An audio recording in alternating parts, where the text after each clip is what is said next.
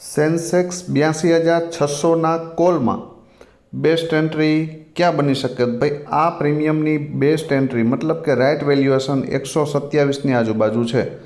જો 127 મોર્નિંગમાં તમને મળે અને સપોર્ટ લેતું દેખાય તો 127થી જો એન્ટ્રી થાય અને જો 245ને બ્રેક કરી દે ને તો 364 સુધી જઈ શકે. બરાબર, આ ફર્સ્ટ કન્ડિશન.